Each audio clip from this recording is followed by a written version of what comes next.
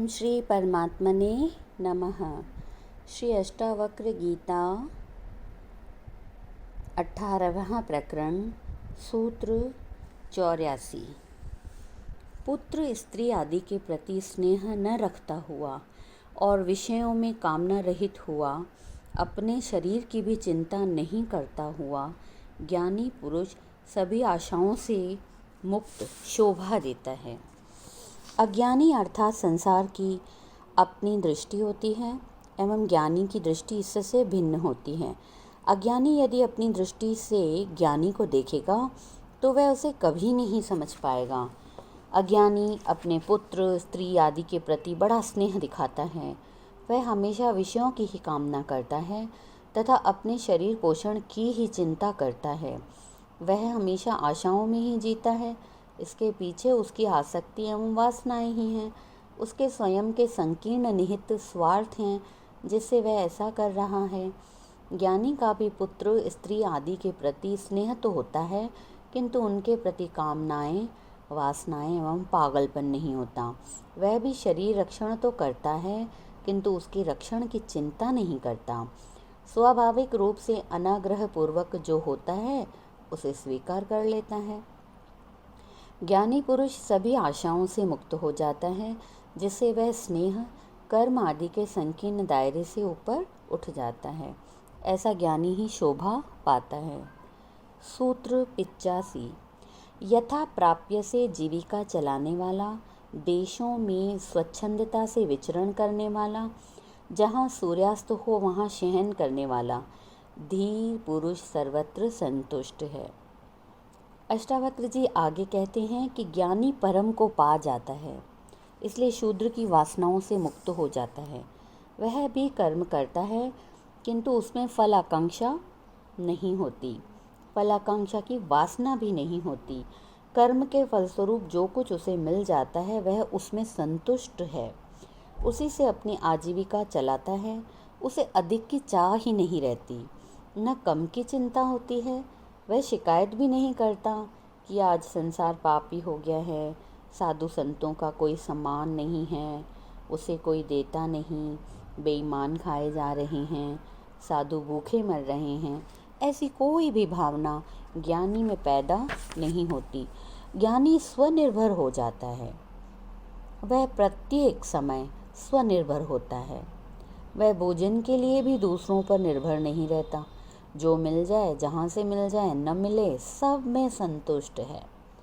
वह संसार को ही बंधन मानता है तो शरीर पोषण के लिए किसी से क्यों बंधेगा। वह किसी स्थान विशेष से भी नहीं बंधता।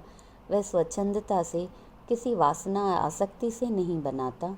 उसके सोने बैठने चलने ठहरने आदि का कोई निश्चित स्थान समय और नियम आदि नहीं होते कि यहाँ ठहरूंगा, ऐसे ही बिस्तर पर सोऊंगा, घास पर ही सोऊंगा, काली गाय का दूध पीऊंगा, पैसे को हाथ कभी नहीं लगाऊंगा, पैदल व नंगे पांव ही चलूंगा।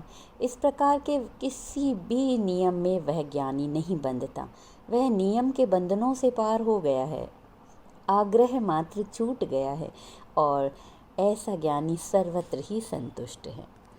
सूत्र 86। जो निज स्वभाव रूपी भूमि में विश्राम करता है और जिसे संसार विस्मृत हो गया है, उस महात्मा को इस बात की चिंता नहीं है कि देह रहे या जाए। इसी क्रम में अष्टावक्र कहते हैं कि ऐसा ज्ञानी सांसारिक नियमों व बंधों में न जीकर अपने आत्मा के स्वभाव में जीता है। वह संसार को विस्मृत कर देता है। जिसकी किसी प्रकार की वासना ही नहीं रही, वह इस देह की वासना को भी छोड़ देता है।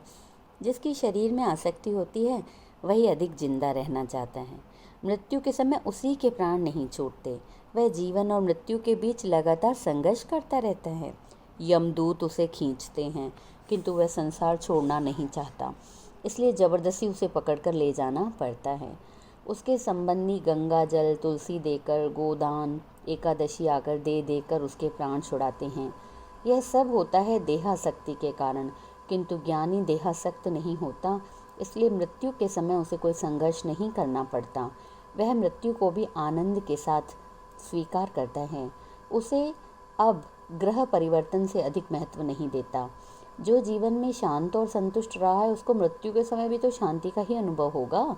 इसलिए ज्ञानी कभी मरता नहीं है, केवल देह का त्याग करता है और आत्मा ही उसका स्थायी निवास है, वह उसी में लीन रहता है। सूत्र 87। अकिंचन स्वच्छंद विचरण करने वाला, द्वंद्व रहित, संशय रहित, आसक्ति रहित और अकेला बुद्ध पुरुष ही सब भावों में रमण करता है। जहाँ आसक्ति है वहीं बंधन है।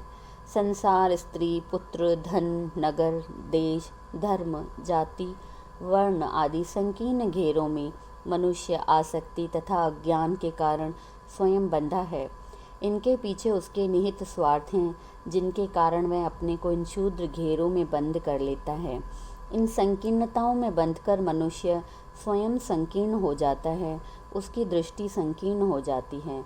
वह इनसे बाहर न सोच सकता है, न उस विराट को देख सकता है।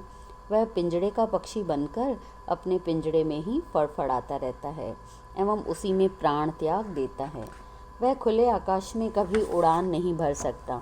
उसे कैसे ज्ञात हो सकता है कि सृष्टि में अन्यत्र भी सौंदर्य है।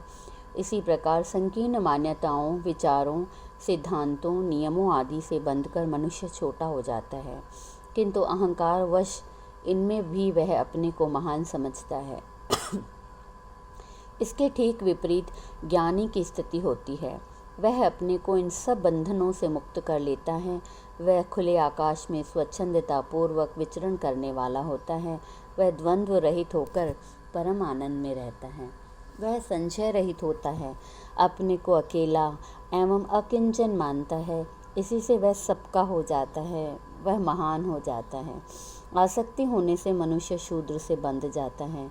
ज्ञानी आसक्ति रहित होने से विराट का सुख भोगता है। वह सभी भावों में रमण करता है। शरीर से बंधा हुआ अज्ञानी केवल शरीर सुखों के भोगों को ही भोग पाता है, किंतु आत्मज्ञानी सृष्टि के महान भोगों को भोगता है। शरीर सुख शूद्र है, आत्म सुख विराट है, जिसमें रमण करने वाला ज्ञानी ही सब भावों में रमण करता है। सूत्र 88। जो ममता रहित है उसके लिए मिट्टी, पत्थर और सोना समान है। जिसके हृदय की ग्रंथि टूट गई है और जिसका रज और तम धुल गया है, वह धीर पुरुष ही शोभता है। मनुष्य बीमार है, रुग्ण है। यह बीमारी भीतरी है, जो दवा पीने से ही दूर होगी। बाहर उसका लेप करने से कुछ नहीं होगा। शास्त्रों तथा उपदेशों से कुछ नहीं होगा। ये शास्त्र एवं उपदेश डॉक्टर द्वारा लिखे गए प्रिस्क्रिप्शन से ज़्यादा नहीं हैं। एनासिन का फार्मूला जान लेने से सिरदर्द जाएगा नहीं। पानी कैसे बनता है यह जान लेने से प्यास नहीं बुझती, उसे तो भीतर लेना पड़ेगा। इसी प्रकार वस्तुओं का मूल्य भी ममता के कारण है। कपड़े छोड़ देने से, राख लपेट लेने से, भूखे मरने से अथवा कुटिया बनाकर रहने से ममता का छूटना आवश्यक नहीं है। जब तक भीतर ममता है, वस्तुओं में भेद ज्ञात होता है। सोना, पत्थर व मिट्टी में भी भेद मालूम होता है। सोना मूल्यवान ही इसलिए होता है कि उसके प्रति ममता है, मोह है, अन्यथा वह निर्मूल्य है। आवश्यकताएं पूरी करना आसक्ति है, न बुरा ही है, किंतु आसक्ति के कारण अनावश्यक वस्तुओं का परिग्रह करना बुरा है। कई व्यक्ति मकान, जमीन, जायदाद, धन आदि का परिग्रह आवश्यकता पूर्ति हेतु न करके अहंकार तृप्ति हेतु करते हैं। यही मानसिक रुग्णता है। अपनी इज्जत, प्रतिष्ठा, सम्मान आदि का मापदंड वे वस्तुएं मानते हैं। निज की श्रेष्ठता न होने से ही वे वस्तुओं द्वारा अपनी श्रेष्ठता बताने चाहते हैं, किंतु ज्ञानी स्वस्थ चित्त वाला होता है।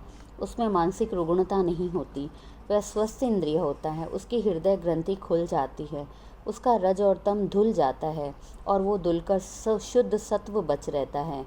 वह ममता रहित और आसक्ति रहित निर्द्वंद्व हो जाता है। अतः उसके लिए मिट्टी, पत्थर और सोने में कोई भेद नहीं दिखाई देता। ऐसा आसक्ति रहित ज्ञानी पुरुष ही शोभा देता है।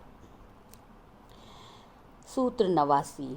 जो सर्वत्र व्यवधान से मुक्त, उदासीन है और जिसके हृदय में कुछ भी वासना नहीं है, ऐसे तृप्त हुए मुक्त आत्मा की किसके साथ तुलना हो सकती है। वासना से ही इच्छाएं पैदा होती हैं और इच्छाएं अनंत हैं, वे कभी भी पूरी नहीं की जा सकती। ऐसा वासना युक्त व्यक्ति सब कुछ पाकर भी अतृप्त ही रहता है। सिकंदर संसार विजय करके भी अतृप्त ही मरा। बड़े से बड़ा पूंजीपति भी अतृप्त मरता है, किंतु जिसकी वासना नष्ट हो गई वह जो कुछ है उसी में तृप्त है, न हो तो भी तृप्त है। बुद्ध राजकुमार होकर तृप्त नहीं थे, किंतु ज्ञान प्राप्ति पर वासना रहित होकर तृप्त हो गए। जिसमें वासना है वह हमेशा व्यवधानों में ही उलझा रहता है, उसको समाधान मिलता ही नहीं, जबकि ज्ञानी वासना मुक्त होने से व्यवधान मुक्त हो जाता है। जीवन के भटकाव, उलझन, संघर्ष, दौड़ धूप सबका समाधान मिल जाता है। वह शांत हो जाता है, पूर्ण तृप्त हो जाता है, सभी ग्रंथियां खुल जाती हैं, निर्ग्रंथ हो जाता है। ऐसे ज्ञानी की तुलना किसी से नहीं की जा सकती। वह पूर्ण हो जाता है। शूद्र को पकड़ने वाला उसी से बंध जाता है, वह कभी पूर्ण नहीं हो सकता। सूत्र 90। वासना रहित पुरुष के अतिरिक्त दूसरा कौन है जो जानता हुआ भी नहीं जानता है, देखता हुआ भी नहीं देखता है और बोलता हुआ भी नहीं बोलता है। अष्टावक्र जी आगे जनक को समझाते हुए कहते हैं कि ज्ञानी और अज्ञानी के जानने, देखने तथा बोलने में बड़ा अंतर होता है। अज्ञानी अहंकार तथा वासना से ग्रस्त होता है, वह अपने स्वार्थ के कारण अंधा हो जाता है, जिससे उसके जानने, देखने और बोलने में संकीर्णता होती है, उदारता नहीं होती। वह अहंकारवश जिसे नहीं जानता है उसके भी जानने का दावा करता है, जिसे वह नहीं देखता उसके भी देखने का दम भरता है।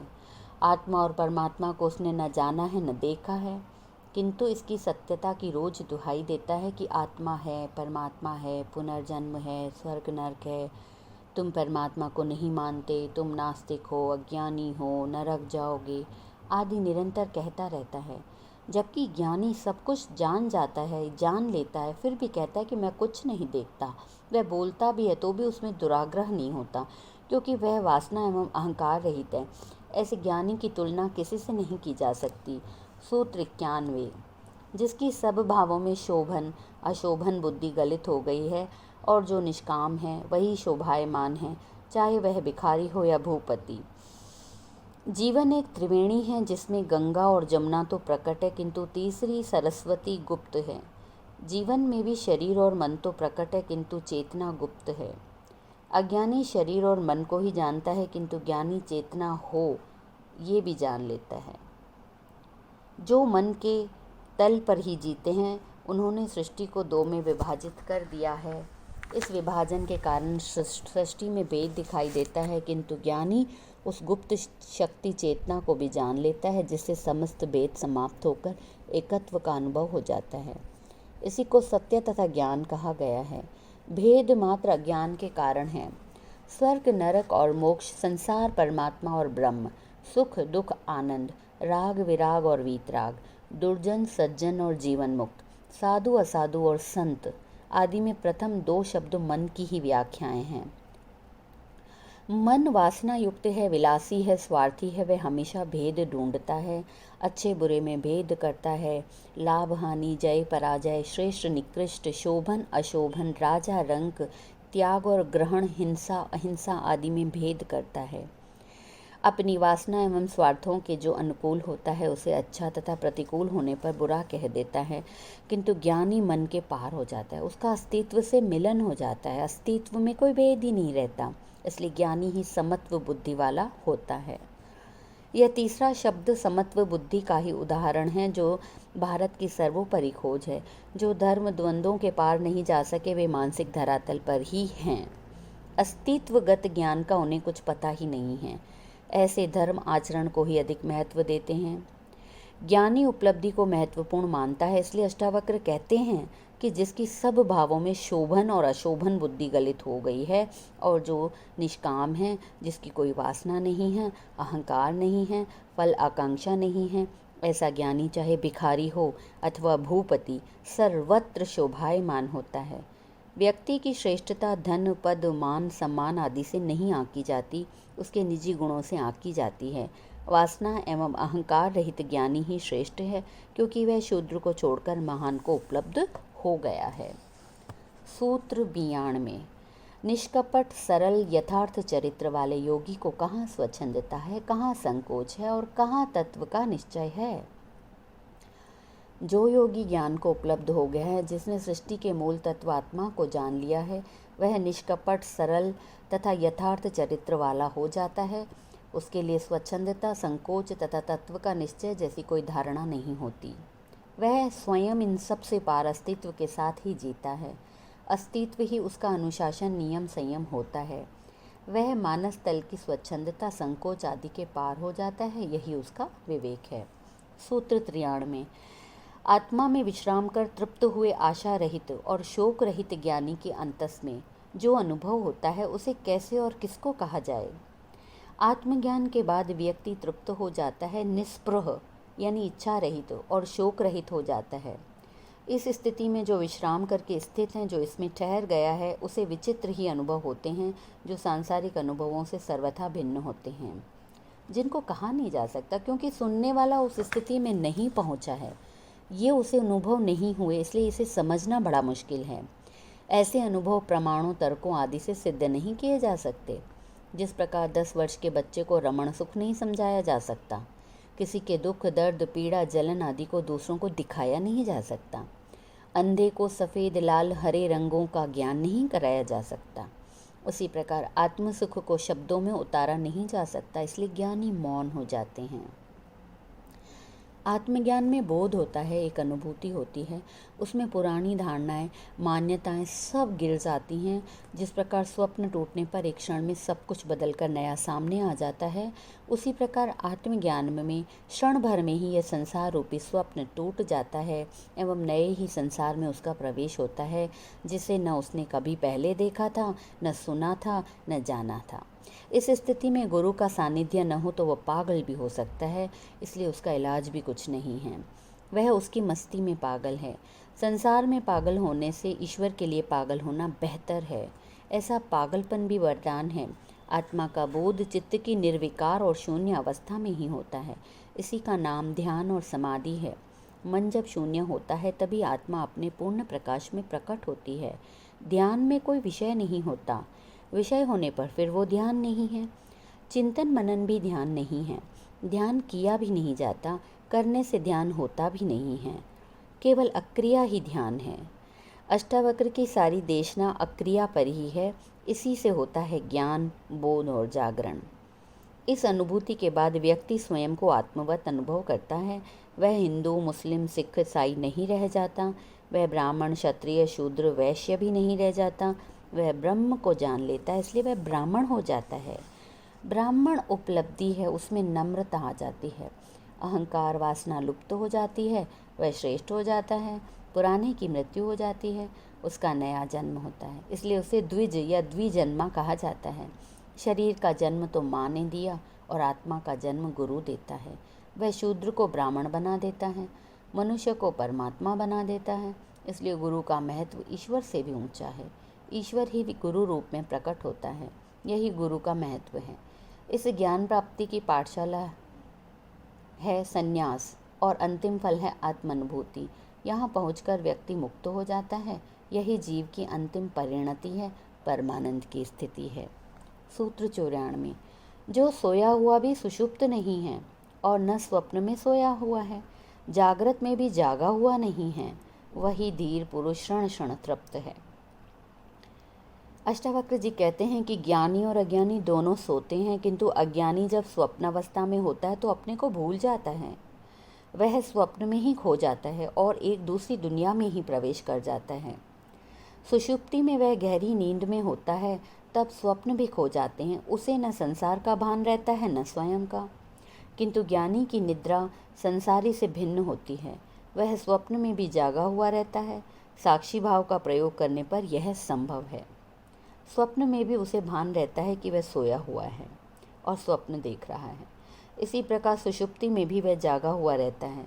सुषुप्ति में जीव का संबंध आत्मा से होता है, जिससे उसे आनंद की अनुभूति होती है। योगी ही जागा हुआ होने से इसका अनुभव करता है। इसी प्रकार जागृत अवस्था में भी वह सर्वदा आत्मा में लीन रहने के कारण बाह्य वस्तुओं से प्रभावित नहीं होता, इसलिए वह जागा हुआ भी नहीं है। वह जागृत, स्वप्न और सुषुप्ति तीनों अवस्थाओं में आत्मा का ही अनुभव करता है। ऐसा ज्ञानी ही सर्वदा तृप्त है। सूत्र 95। ज्ञानी चिंता युक्त भी चिंता रहित है, इंद्रियों सहित भी इंद्रियों रहित है, बुद्धि सहित भी बुद्धि रहित है तथा अहंकार युक्त भी अहंकार रहित है। ज्ञानी पुरुष भी चिंता युक्त तो होता है, किंतु चिंतित नहीं होता, दुखी नहीं होता। वह इंद्रियों सहित है, सभी इंद्रियां तो अपना अपना कार्य करती ही हैं।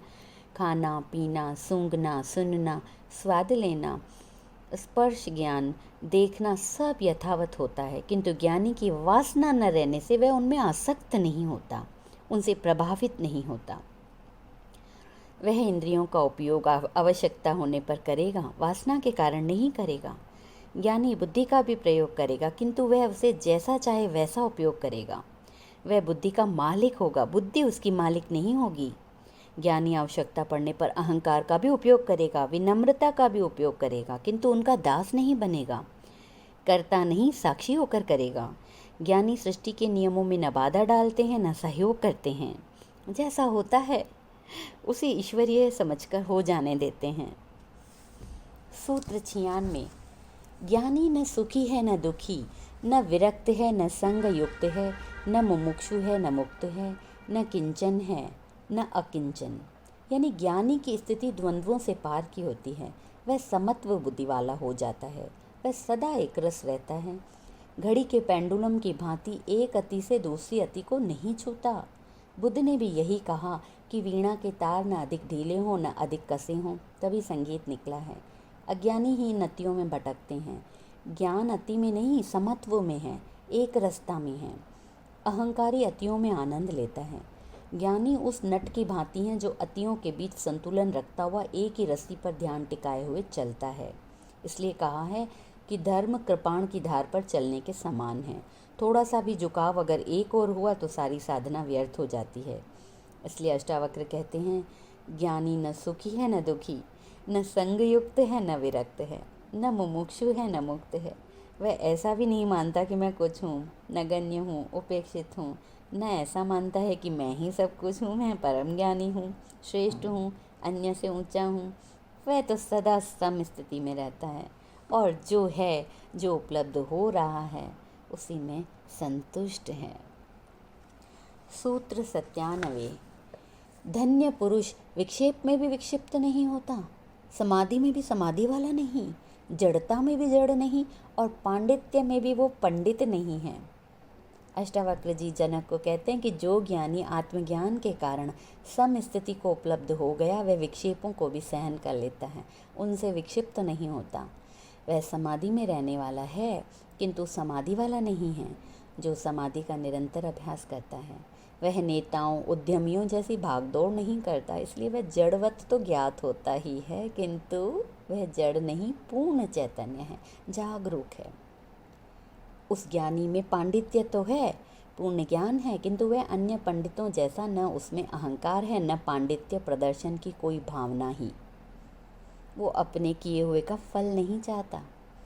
वह तर्क वितर्क में विश्वास नहीं करके ज्ञान को सहज और स्वाभाविक रूप से जैसा है, जैसा उसने जाना है, प्रस्तुत कर देता है।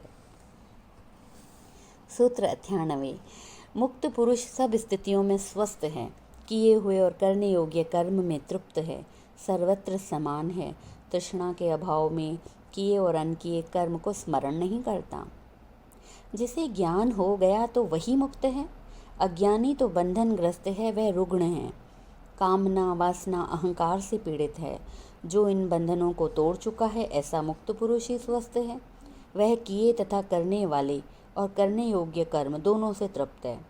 वो किए हुए पर चिंता नहीं करता, न शोक करता है, न प्रसन्न होता है, तथा करने योग्य कर्म के प्रति उसकी वासना नहीं होती, फलाकांक्षा नहीं होती। कर्मों को सहज भाव से कर लेता है, दोनों में समान रूप से व्यवहार करता है। किए और अनकिए कर्मों का स्मरण नहीं करता है। जिसमें तृष्णा होती है, लाभ हानि का हिसाब वही रखता है जिसे कुछ पाना है। ज्ञानी को न कुछ पाना है न छोड़ना है, इसलिए वह न पश्चाताप करता है, न प्रसन्नता अनुभव करता है, न गर्व का अनुभव करता है। ज्ञानी की ऐसी स्थिति ही परम स्थिति है। सूत्र 99। मुक्त पुरुष न स्तुति किए जाने पर प्रसन्न होता है, न निंदित होने पर क्रुद्ध होता है, न मृत्यु में उद्विग्न होता है, न जीवन में हर्षित होता है। प्रशंसा एवं निंदा से जो प्रभावित होता है वह ज्ञानी नहीं हो सकता। उसके भीतर अहंकार है, जिस पर निंदा की चोट लगने पर वह क्रुद्ध हो जाता है। उसे प्रशंसा द्वारा फुसलाए जाने पर वह प्रसन्न होता है। अज्ञानी इन सबसे ज़्यादा प्रभावित होता है। मुक्त पुरुष न तो मृत्यु के समय उद्विग्न होता है, क्योंकि वह उसे स्वाभाविक मानता है, सृष्टि का नियम मानता है, न वह जीवन से हर्षित ही होता है। ये सब चित्त की तरंगे हैं, विक्षेप हैं, जिनसे वह अप्रभावित रहता है। ऐसा ज्ञानी ही मुक्त है। ज्ञानी आत्मा में जीता है, जो नित्य है, अमृत है, इसीलिए उसकी मृत्यु होती ही नहीं है। शरीर में जीने वाले अज्ञानी की ही मृत्यु होती है, इसलिए वह मृत्यु से भयभीत भी होता है। सूत्र 100। शांत बुद्धि वाला पुरुष न लोगों से भरे हुए नगर की ओर भागता है, न वन की ओर ही। वह सभी स्थिति और सभी स्थान में संभाव से ही स्थित रहता है। अष्टावक्र जी आगे कहते हैं, जनक, भागदौड़ तो वही करता है जिसे कुछ पाना है, जिसमें वासना है और तृष्णा है। यह वासना चाहे संसार की हो या मोक्ष की हो, वासना तो वासना है। जिस ज्ञानी से उस परम तत्व को जान लिया, जिसे आत्म अनुभव हो गया, जिसे परम मिल गया, जो मुक्त हो गया, उसकी सारी भागदौड़ समाप्त हो जाती है। उसकी सारी इच्छाएं, आकांक्षाएं समाप्त हो जाती हैं, क्योंकि उसे सृष्टि में एकत्व का अनुभव हो जाता है, जिससे उसमें समभाव पैदा हो जाता है। ऐसा ज्ञानी शांत बुद्धि वाला हो जाता है। वह सभी स्थानों पर तथा सभी स्थितियों में समान भाव से अवस्थित रहता है, चाहे वह नगर हो या वन, भीड़ भाड़ वाला स्थान हो या सुनसान स्थान, महल में रहे या झोंपड़ी में, कोई अंतर नहीं आता। अज्ञानी चुनाव करता है कि ऐसे स्थान पर ही रहूँगा, ऐसा ही खाना खाऊंगा, भिक्षा मांगकर खाऊंगा, ऐसे ही वस्त्र पहनूंगा या नग्न रहूँगा। लेकिन ज्ञानी चुनाव रहित हो जाता है, जो है उसी में राजी है, वह तो मात्र उपकरण रह जाता है। यही जीवन मुक्त की परम स्थिति है। इति श्री अष्टावक्र गीतायां शांति शतकम नाम अष्टदश प्रकरणम समाप्तम। 19वां प्रकरण, आत्मा में स्थित रहना ही परम अवस्था है। राजा जनक आत्मज्ञान से संतुष्ट होकर गुरु अष्टावक्र को अपनी अभिव्यक्ति देते हैं कि मैंने आपके तत्वज्ञान रूपी संसी को लेकर हृदय और उदर से अनेक प्रकार के विचार रूपी बाणों को निकाल दिया है। अष्टावक्र के तत्वबोध के उपदेश को केवल श्रवण करके राजा जनक आत्मज्ञान को उपलब्ध हो गए। उनकी पृष्ठभूमि पूर्व से ही तैयार थी, अंतःकरण शुद्ध था, इसलिए अष्टावक्र के उपदेश पर उन्होंने एक भी शंका नहीं उठाई, न अर्जुन के जैसे तर्क दिए, न अश्रद्धा प्रकट की। उस उपदेश को सीधा ही पूर्ण श्रद्धा से पी गए, जिससे अमृत तत्व को उपलब्ध हो गए। उपदेश क्या था? संजीवनी थी, किंतु इसका लाभ श्रद्धावान को ही मिलता है। गीता में भी कहा गया है, श्रद्धावानम लभते ज्ञानम। ज्ञान का फल तो श्रद्धावान को ही मिलता है। जनक आत्मकृत हो गए। उन्होंने अपनी अभिव्यक्ति दी, जिसे अष्टावक्र ध्यान से सुनते रहे, किंतु परीक्षा आवश्यक होने से उन्होंने अनेक प्रश्न करके जनक की परीक्षा भी ली, जिसमें वह खरे उतरे। अष्टावक्र को विश्वास हो गया कि जनक को जो हुआ है वह ठीक हुआ है, भ्रांति नहीं हुई है। अतः अष्टावक्र ने 18वें प्रकरण में आत्मज्ञान के रूप में शांति का उपदेश दिया। यह उपदेश वैसा ही है जैसे गुरु विधिवत शिक्षा देकर शिष्य के परीक्षा में उत्तीर्ण हो जाने पर उसे दीक्षांत भाषण देकर अपने विद्यालय से विदाई देता है और संसार में रहकर उसे कर्म करने का उपदेश देता है। आत्मज्ञान पर विधिवत दिए गए उपदेश से जनक कृतकृत्य हो गए। यह अष्टावक्र गीता जनक और अष्टावक्र संवाद के रूप में अध्यात्म जगत का सर्वोत्कृष्ट ग्रंथ है, जिसकी तुलना किसी अन्य से नहीं की जा सकती। तत्वबोध पर इससे ऊंचा अन्य कोई वक्तव्य नहीं है। तत्व ज्ञान के बाद अष्टावक्र राजा जनक को विदा कर रहे हैं। दीक्षांत भाषण समाप्त हो गया। अब इस 19वें और 20वें प्रकरण में राजा जनक अष्टावक्र के प्रति धन्यवाद समर्पित कर रहे हैं, यह धन्यवाद भी मात्र औपचारिकता नहीं है, बल्कि अपनी आत्मस्थिति का वर्णन कर रहे हैं जो गुरु की कृपा के प्रसाद से उन्हें प्राप्त हुई। आत्मज्ञान पूर्ण शल्य क्रिया है जिसमें सभी विजातीय तत्व छूट जाते हैं एवं शुद्ध आत्मज्ञान ही बचा रहता है जो स्वयं का है। जिस प्रकार भट्टी में गलाकर एवं विभिन्न प्रक्रियाओं द्वारा सभी प्रकार की मिलावट को निकालकर शुद्ध स्वर्ण प्राप्त किया जाता है, ऐसी ही आत्मज्ञान की प्रक्रिया है जहाँ अज्ञान जनित सभी संस्कारों का परिशोधन हो जाता है एवं आत्मा रूपी स्वर्ण प्राप्त हो जाता है। इसमें मन, बुद्धि, स्मृति, शरीर, अहंकार, संकल्प, विकल्प, विचार, शास्त्र, धर्म, कामनाएं, वासनाएं आदि छूट जाती हैं, क्योंकि आत्मा के लिए ये समस्त विकृतियां हैं जो विजातीय तत्व हैं जिनका आत्मा से कोई संबंध नहीं है। मृत्यु के समय केवल शरीर छूटता है, अन्य सभी साथ जाते हैं। ये ही तत्व बार बार जन्म लेने का कारण बनते हैं, किंतु आत्मज्ञान में ये सभी छूट जाते हैं, इसलिए आत्मज्ञान को महामृत्यु कहा गया है। इसके बाद जो शेष रहता है वह स्वयं का है, उसी का नाम आत्मा है। मनुष्य की मुख्य बीमारी है विचार। विचारों से ही उसके कृत्य होते हैं। विचार ही मृत्यु के बाद साथ जाते हैं, इन्हीं से फिर पुनर्जन्म होता है। सुख दुख का कारण भी विचार ही हैं। सभी द्वंद्व विचारों के कारण हैं। दूसरे शब्दों में विचार ही संसार है। निर्विचार साधना ही ध्यान है, इसकी उपलब्धि ही समाधि है, यही आत्मज्ञान है। जब तक विचार है आदमी स्वस्थ होगा। राजा जनक तत्व आत्मज्ञान को उपलब्ध हो गए, उनकी सारी बीमारी मिट गई, अब वे पूर्ण स्वस्थ हैं। वे अष्टावक्र के प्रति अपना आभार व्यक्त करते हुए कहते हैं कि मैंने आपके तत्व ज्ञान रूपी संसी को लेकर हृदय और उदय से अनेक प्रकार के विचार रूपी बाणों को निकाल दिया है। अब मैं पूर्ण स्वस्थ हूँ। विचार ही आत्मज्ञान में बाधक हैं। ये ऐसी तरंगे हैं जिनसे चित्त में आत्मा का बिंब नहीं दिखाई देता। विचार शून्यता ही उपलब्धि की कुंजी है। विचार भटकाने वाले हैं। आत्मा विस्मृत मात्र है, उसे निर्विचार स्थिति से ही पुनः स्मरण में लाया जा सकता है। शेष अगली घड़ी में। आशा है आप सबको बड़ा आनंद मिल रहा होगा अष्टावक्र जी की वाणी सुनकर। आप सबको मेरा बारंबार नमन। ओम पूर्णमद पूर्णमिदं पूर्णात् पूर्णं उच्यते पूर्णस्य पूर्णमादाय पूर्णमेवावशिष्यते। ओम शांति शांति शांति।